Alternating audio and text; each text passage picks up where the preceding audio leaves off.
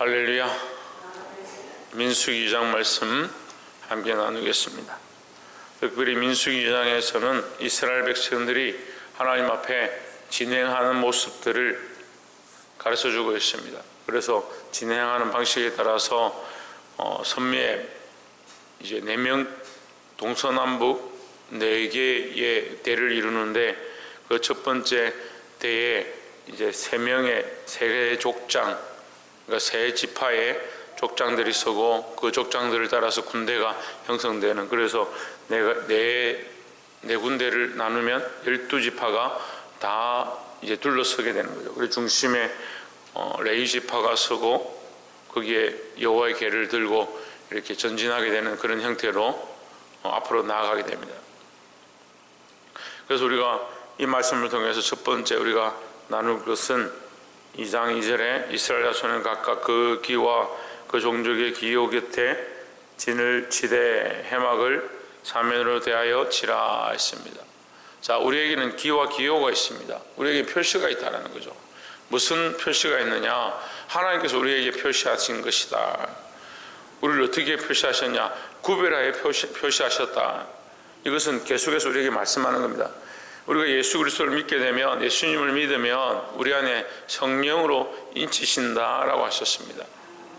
이 말세가 되면 계시록 말씀처럼 세상은 짐승의 표를 자꾸 주려고 합니다. 그런데 하나님 우리에게 무슨 표를 주셨냐? 성령으로 인친 표를 줬다. 성령으로 인치면 세상이 이것을 지우거나 다른 것으로 표시할 수 없다는 겁니다. 그래서 우리 안에 성령의 인침표, 하나님께서 우리에게 하나님의 자녀고 하나님의 백성이라는 이 표를 잃어버리면 안 된다라는 거예요. 성령께서 표시하셨는데 왜 우리가 이것을 자꾸 다른 것으로 생각하고 다른 것을 찾아가고 세상이 원하는 대로 자꾸 걸어가느냐? 우리는 성령으로 인친 하나님의 백성이 되었다는 겁니다. 그래서 항상 살아갈 때 어디를 찾아가느냐? 그 기와 기호를 찾아가는 것처럼 내가 살아갈 때 내 뜻과 내 생각을 쫓아가는 게 아니고 성령에 이끌리는 대로, 성령이 원하시는 대로 하나님의 길을, 하나님의 말씀을 따라서 그 길을 걸어가야 되는 겁니다.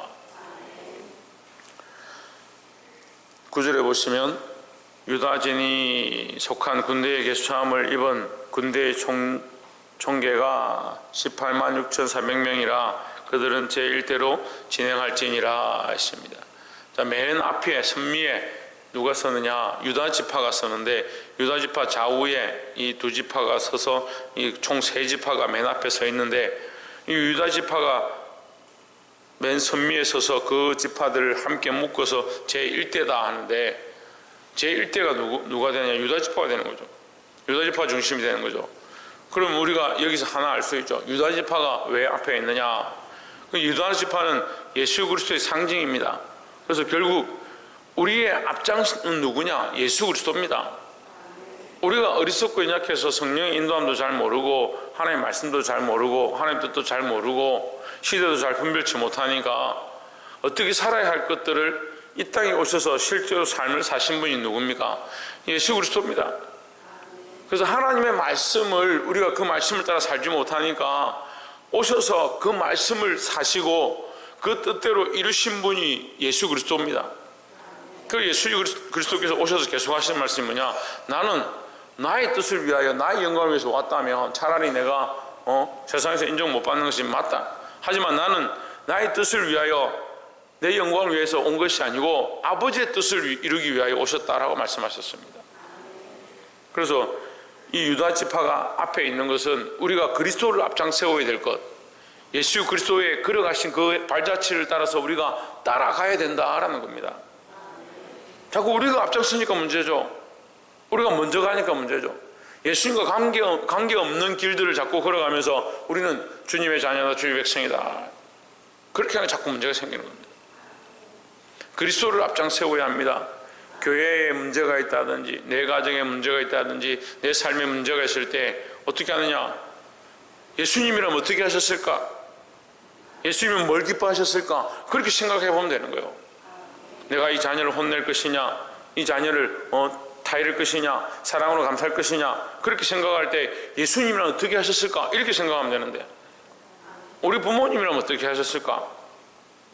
내 기분은 지금 어떨까? 그렇게 고민하니까 고민이 점점 많아지는 거예요. 교회 안에서 바르게 가르치고 교회 안에 문제가 생겼습니다. 예수님은 어떻게 하실까? 내 목에 칼이 들어와도 예수님이 걸어가신 길을 따라서 내가 걸어가고자 하고, 사람들이 다 이렇게 하는 것이 옳고 이렇게 하는 게 좋은 방법이다 할지라도 나는 예수님이 하신 대로 하겠다, 그런 마음을 가져야 하는데 예수님은 어떻게 하셨을까? 이런 생각이 없는 거예요. 그래서 예수님이 선미에 서는 게 아니고 선두에 서는 게 아니고 내가 자꾸 선두에 서는 거예요. 언젠가 오래전에 80년대 90년대 한국에 성경 공부 바람이 불었습니다. 그때 제일 앞장섰던 것들이 뭐냐면 내비게이터입니다.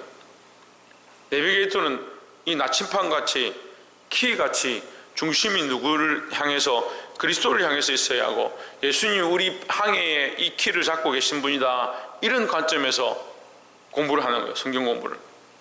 그런데 막상 공부를 한 그 내비게이터 사람들이 안타깝게도 말씀대로 잘 안 사는 겁니다.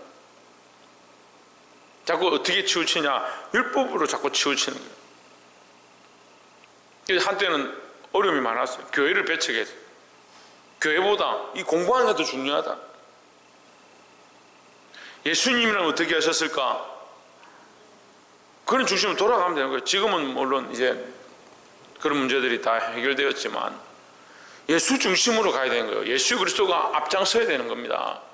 우리 중심으로 돼서 예수님이 원하시는 대로 사는 게 아니고 예수님 중심이 되어서 내가 예수님의 뜻을 따라서 먼저 생각해야 된다는 거예요. 보게 되길 소망합니다. 또한 두 번째 나눌 말씀은 각 지파에 두령과 족장들이 있다. 하나님께서 세우신 자들이 있다는 거예요. 하나님께서 세우신 자들을 통해서 그들이 모이고 그 하나님께서 세우신 자를 따라서 순종해야 된다는 거죠.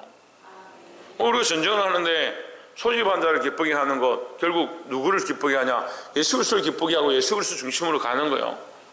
그런데 예수 그리스도 중심인데 우리를 위해서 세워주신 자들이 두령과 족장이라는 거죠. 또 교회 안에도 주의 종들이 있고 하나님 세우신 자들이 있습니다. 그들을 따라 순종하고 바른 길로 걸어가야 합니다. 근데 이 시대가, 지금 이 시대가 어떠냐면 잘 순종하지 않습니다. 순종을 잘 하지 않습니다. 잘 따르지 않는 겁니다. 이 젊은 세대들이 일어나니까 젊은 세대가 순종을 안 합니다. 나이 든 세대들은 순종은 하는데 바꾸질 않습니다. 그러니까 나이 든 세대는 묵은지처럼 굳어져 있고 젊은 세대는 순종을 하지 않으니까 이 교회가 멈춰 있는 거죠.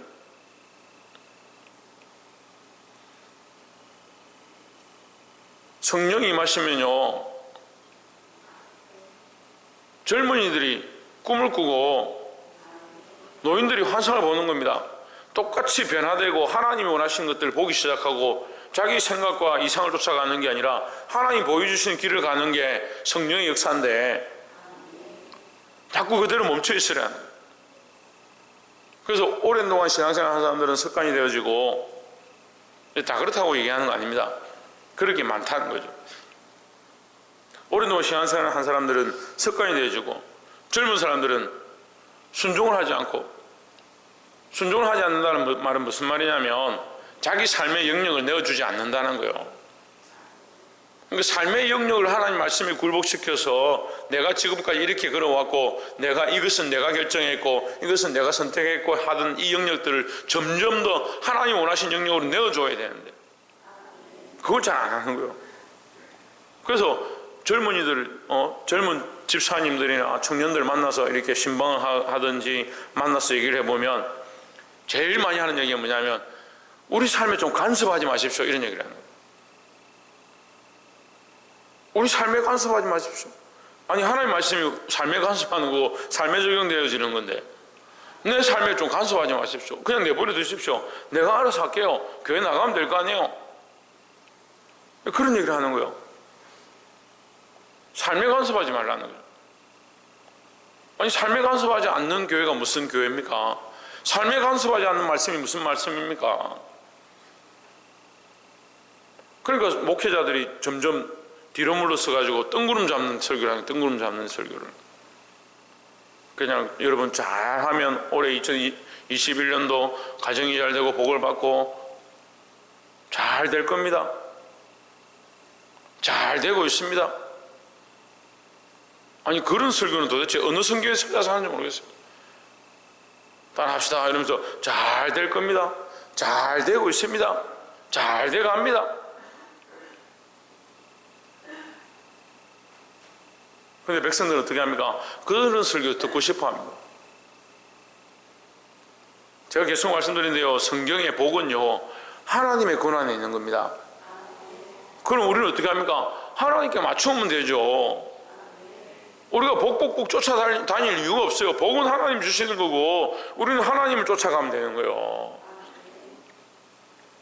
17절에 그 다음에 해막이 레위인의 진과 함께 모든 진의 중앙에 있어 진행하되 그들의 진친 순서대로 각 사람은 그 위치에서 그 길을 따라 앞으로 행할지니라 했습니다.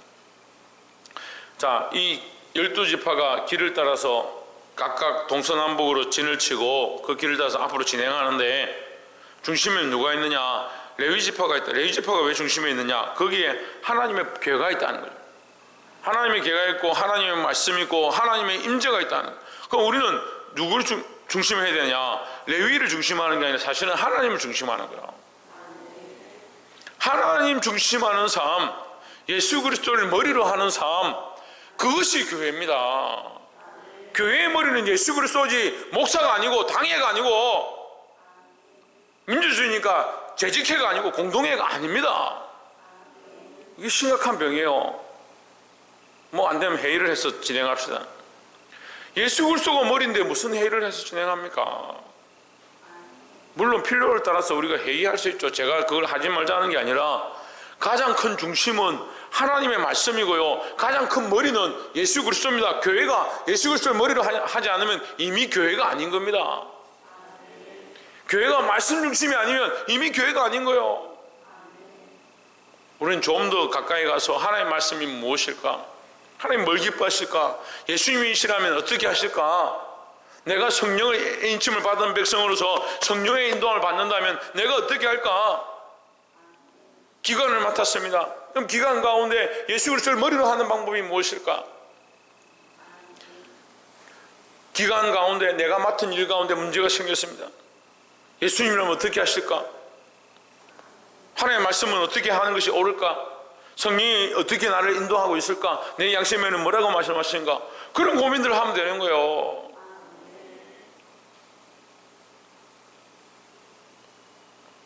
근데 항상 문제가 생기는 곳에 인간들이 뭐가 있냐? 자존심이 있어요. 인간들이 자존심이 있어요. 어떤 문제에 대해서 책망했습니다. 그럼 자존심이 올라와가지고요, 한번 두고 보자. 감정이 있습니다. 무슨 문제가 있었는데 감정이 생겼습니다. 내가 언젠간 이 감정을 반드시 갚으리라. 은혜 받고 괜찮을 때는 아무 문제가 없어요. 시간이 지나서 어떤 결정적인 순서가 생겼을 때, 결정적인 일이 생겼을 때 내가 그때 나를 속상하게 했지, 네가 나를 그때 속상하게 했지, 나도 반드시 갚아줄 것. 뭘 하고 있는지 모르겠습니다. 우리가 늘 하는 사도신경, 늘 하는 주기도문, 내가 나에게 죄지은 자를 사해 준 것 같이 내 죄를 사하여 주시옵소서. 우리가 그렇게 기도합니다. 하나님께서 우리의 모든 죄를 사하시고 우리 생명을 새롭게 하셔서 구원의 길로 인도하고 계신다는 그 구원의 확신을 가진 사람들이, 천국의 소망을 가졌다는 사람들이 용서할 수 없고 다른 영혼을 사랑할 수 없고 내 연약한 감정들을 내려놓고 그 사람을 포용할 수 없고, 저는 이해를 할 수 없어요. 예수님이 십자가에 나를 위해 죽으셨습니다. 그 몸과 그 마음을 다하여 모든 피를 쏟으시고 우리를 위해 죽으셨습니다. 그래서 우리가 새 생명을 얻었습니다. 그런데 나는 이웃을 위하여, 친구를 위하여, 내 형제들을 위하여 조그만 감정도 허락할 수 없고 조그만 희생도 허락할 수 없고, 그 희한한 사람들이에요. 희한한 사람들. 그러면서 밖에 나가면 내가 그리스도인이다, 아니 그리스도와 아무 관계없는 생각 들고 삶을 살아가는데 무슨 그리스도인입니까? 하나님 중심 되어야 되고, 누구를 머리로? 예수 그리스도를 머리로 하고, 어디에 이끌려? 성령에 이끌려. 올해 들어 지금 하나님께서 계속 우리에게 그게 말씀하십니다. 성령에 이끌려, 성령에 이끌려. 성령의 인도를 받으라 하는 거예요.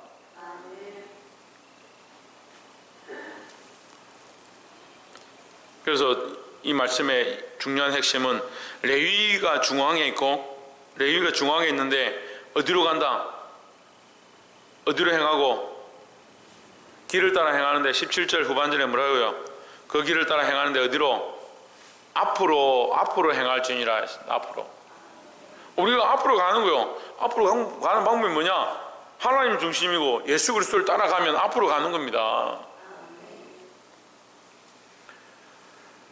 마지막 34절에 이스라엘 자손이 여호와께서 모세에게 명하신 대로 다 준행하여 각기 가족과 종족을 따르며 그 길을 따라 진치기도 하며 진행하기도 하였더라 했습니다.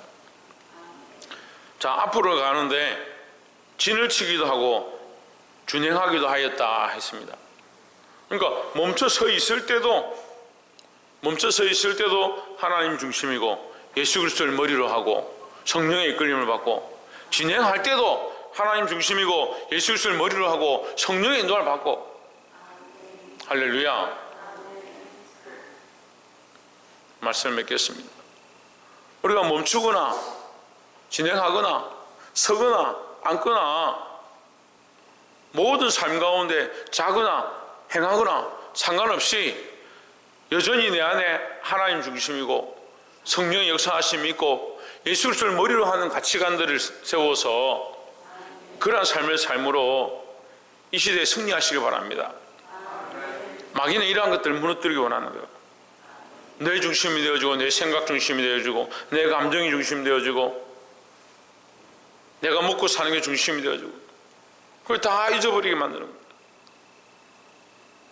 여러분, 그리스도를 머리로 하는 것 잊어버리면 안 됩니다.